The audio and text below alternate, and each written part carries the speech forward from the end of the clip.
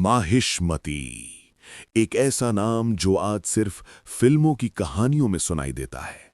लेकिन क्या आप जानते हैं कि भारत के दिल मध्य प्रदेश में नर्मदा के किनारे वाकई एक ऐसी सल्तनत मौजूद थी जिसने हजारों साल तक भारत की तकदीर लिखी। क्या माहिष्मती का राज सिर्फ एक फिल्मी फसाना है? नहीं, इतिहास के पन्नों में एक ऐसा खून मौजूद है जो देवताओं से शुरू होकर शहंशाहों तक जाता है। हाय हया और कलाचुरी, क्या ये एक ही शजरे नसब के दो नाम हैं? आज हम इस सदियों पुराने राज से पर्दा उठाएंगे। तैयार हो जाइए। आज हम उस अजीम सल्तनत की तलाश में निकले हैं जिसने भारत के दिल पर सदियों राज किया। हाय हया वंश और कलाचुरी वंश के दरमियान उलझी हुई दास्तान को आज हम सबूतों के साथ सुलझाएंगे। क्या माहिष्मती के असली वारिस वाकई एक ही खानदान से थे? चलिए शुरू करते हैं। हाय हया वंश की शुरुआत वैदिक दौर से होती है। ये चंद्रवंशी यदु की एक शाख थी। पुराणों के मुताबिक राजा हाय हया ने इस वंश की बुनियाद रखी जो आगे चलकर भारत की सबसे खतरनाक जंगी कुव्वत बनी। इनका ताल्लुक सीधा भगवान कृष्ण के पूर्वजों से जोड़ा जाता है। इस वंश का सबसे प्रतापी राजा कार्तवीर्य अर्जुना था, जिसे सहस्रबाहु कहा जाता था। उसने माहिष्मती को अपनी राजधानी बनाया और नर्मदा नदी के किनारे एक अजीम साम्राज्य खड़ा किया। कहा जाता है कि उसकी ताकत इतनी थी कि उसने लंकापति रावण तक को बंदी बना लिया था।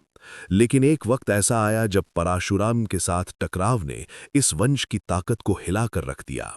माहिष्मती का दबदबा कम होने लगा और हाय हया लोग अलग अलग हिस्सों में बट गए। यहां से शुरू होता है वो खामोश दौर जहां हाय हया नाम इतिहास में धुंधला पड़ने लगा। सदियां बीतने के बाद 6th सेंचुरी एडी में एक नया नाम उभरा, कलाचुरी। इन्होंने दोबारा माहिष्मती पर कब्जा किया और वही अजमत वापस लाए जो कभी हाय हयाओं की थी। इनका पहला बड़ा राजा कृष्ण राजा था, जिसने सिल्वर कॉइन्स जारी किए और अपनी ताकत का लोहा मनवाया। सबसे दिलचस्प बात यह है कि कलाचुरी राजाओं ने अपने इंस्क्रिप्शंस में कभी ये नहीं कहा कि वो कोई नया खानदान है, बल्कि उन्होंने बड़े गर्व से खुद को सहस्रबाहु अर्जुना का वंशज बताया। ये एक बड़ा सबूत था कि ये वही पुराना खून था जो नए नाम से लौटा था। सवाल ये उठता है कि अगर ये हाय हया थे तो कलाचुरी नाम क्यों अपनाया?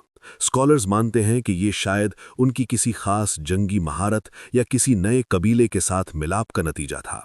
ये नाम बदलाव दरअसल एक नया पॉलिटिकल ब्रांडिंग था जो वक्त की जरूरत थी। जब हम दोनों वंशों की शजराए नसब यानी फैमिली ट्री को मिलाते हैं तो सिमिलैरिटीज हैरान कर देती हैं। दोनों का मूल पुरुष यानी एंसेस्टर कार्तवीर्य अर्जुना है। दोनों की कुल देवी और कुल देवता एक है और दोनों का मरकज नर्मदा का इलाका ही रहा है। ये कोई इत्तेफाक नहीं हो सकता। कलाचुरी राजाओं ने हाय हया वंशी टाइटल का इस्तेमाल छत्तीसगढ़ और मध्य प्रदेश के इलाकों में सदियों तक किया। रतनपुर के कलाचुरी राजाओं ने तो 18th सेंचुरी तक खुद को हाय हया वंशी ही लिखा।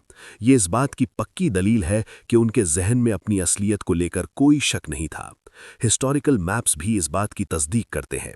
जिस इलाके को पुराणों में अनूपा देश कहा गया, वही बाद में कलाचुरी साम्राज्य का मरकजी हिस्सा बना।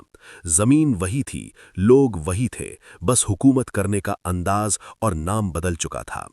माहिष्मती सिर्फ एक शहर नहीं, बल्कि इन दोनों वंशों की आन बान और शान का सिंबल था। हाय हयाओं ने इसे बसाया और कलाचुरियों ने इसे दोबारा जिंदा किया। माहिष्मती की जियोपॉलिटिकल पोजीशन ऐसी थी कि जो यहां राज करता वही पूरे सेंट्रल इंडिया का मालिक कहलाता। इन्होंने माहिष्मती के बाद त्रिपुरी यानी जबलपुर को अपनी राजधानी बनाया, लेकिन अपनी रूट्स को कभी नहीं भूला। इनकी आर्किटेक्चर और कला में वही झलक मिलती है जो पुराने वैदिक हाय हयाओं की दास्तान सुनाती है।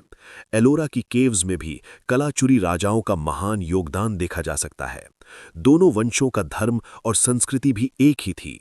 इन्होंने पाशुपता शैविज्म को फरोग दिया और बड़े बड़े मंदिर बनवाए। उन मंदिरों के पत्थरों पर आज भी ऐसे निशान मिलते हैं जो हाय हया और कलाचुरी के एक ही होने की गवाही देते हैं। आज के मॉडर्न हिस्टोरियंस जैसे वीवी मिराशी ने भी ये माना है कि कलाचुरी दरअसल हाय हयाओं की ही एक लैटरल ब्रांच या एक नया अवतार थे। जब पुराना हाय हया साम्राज्य बिखरा तो उन्हीं के वंशजों ने रीग्रुप किया और कलाचुरी नाम के झंडे के तले दोबारा मुत्तहिद हुए। ये तब्दीली इसलिए ज़रूरी थी क्योंकि भारत में उस वक्त नए दुश्मनों का मुकाबला करने के लिए एक नई आइडेंटिटी की ज़रूरत थी। लेकिन उन्होंने अपने पूर्वजों को कभी नहीं त्यागा। उनकी शजराए नसब उनका सबसे बड़ा गर्व थी, जो उन्हें देवताओं से जोड़ती थी।